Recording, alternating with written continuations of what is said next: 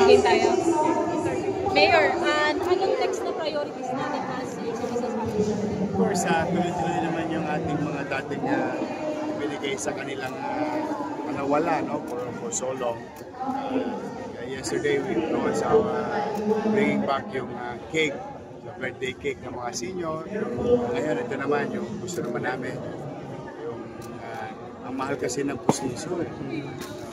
Pinakamurang pustiso yata makukuha mo sa merkado, 10,000. O pagka nag-buong ipin ka pa, baka 60,000, 50,000. Alam mo naman, senior, limited na rin yung resources nila.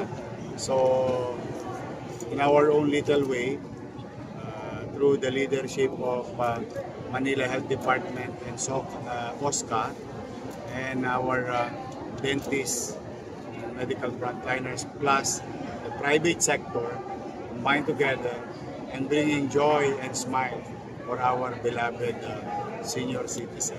Alam mo naman, spoiled na spoiled sa akin yung mga lolo't lola ko. Alagang parlor yan sa Maynila. Sir, ongoing din ngayon yung ilang mga investigation sa mga nasasangkot sa flood control projects sa mga media. Anong i-comment natin? We will wait for the result of the investigation.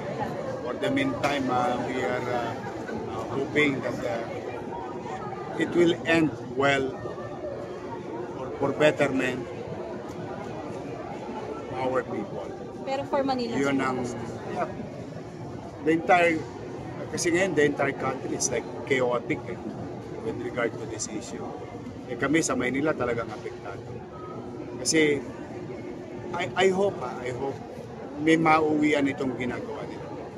Sa kami, pagka may nakita na kami ebidensya laban sa mga diwali, ay papay lang kagad namin ang kaso. Tulad ng ginawa namin sa pagkukulang ng mga kontraktor sa Manila.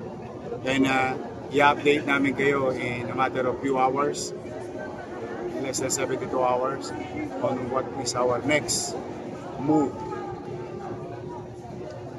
But setting aside all these things,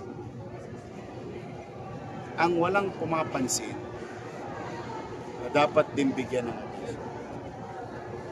Dahil sa kapabayaan sa flood control, maraming buhay ang nasawi. Kasi in the case of City of Manila, baka lang walang pumapansin na I'm calling the attention of our respective agencies that rise on infection to leptospirosis is really beyond sa kapasidad. Sa amin, sample lang. Let's just say some numbers. At 260 infected, 70 died. So people are dying because of flooding. More than the property damage. So threat to life. So I think, actually, I hope they're going to do it fast and we'll have a result. Then we move forward kagad. We move on kagad. What can we do together to develop real functioning pumping station and flood control project? Hopefully, I am always optimistic. Yes, may mga problema sila and so on and so forth. So be it. Panagutin natin yung gagawin. Pero ano yung gagawin natin? Kaya pa po ba yung supplies na doxycycline? Marami pa. Kaya pa po. Oo. Para sa prophylaxis sa yes. Doon man lamang maibsan namin. But we are ready. Kaya lang siyempre, at the end of the day, pag nagulat ka sa numero, maawa ka sa tao, di ba? I mean, leptos, saan mo makukuha yun? Sa bahala. So, I think that I'm also calling the attention of the Senate to include the health sector on what we can do. Although hindi naman sila involved sa construction, pero ano bang samang epekto nito sa buhay ng tao? Kasi as far as Manila, marami sa aming mga taga-Maynila ang nasawi dahil sa infection. Okay? last question. Mayor, last question po. Aside from the regular declogging operations and flushing operations sa Manila, ano po ba yung ginagawa ninyo sa city government? That's the best thing that we can To do address the flood. really unclog what's ever underneath within our means and resources. And we will not stop since July 1 hanggang ngayon. As you can see in my Facebook, lahat halos ng mga... And I would like to take this opportunity to thank 896 barangays for doing the every Saturday of declogging our drainage system. So, kumusta ang relasyon natin sa ilang mga kongresista? I welcome sila lahat sa Maynila. God is, ang Diyos mapagpatawad, sino ako. Pagka mga kongresista, It doesn't matter whoever they are. Di ba? Kung yun ang tingin nila.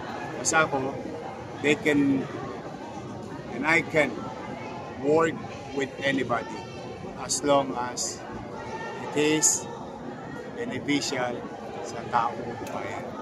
O, yung fried chicken lang yan. O, yung sinaktan nila yung damdamin ko noong mga nakaraang panahon, yung akusasyon nila sa akin noong mga nakaraang panahon, ipinagtibay na ng tao na hindi totoo dahil sa resulta ng desisyon ng taong bayan through democracy. And I move on with my life. At kung gusto nila mag-move on, let's come together and move on and deliver what we promise to our people. Dito ang importante yung tao. Yung damdamin ko, okay lang yun. Maghihilom din naman ang sugat eh, one way or another. Pero yung opportunity to develop the city sa kapakinabangan ng tao, yun is my outmost concern. Thank you. Hindi po, Mayor. Thank you. Thank you po.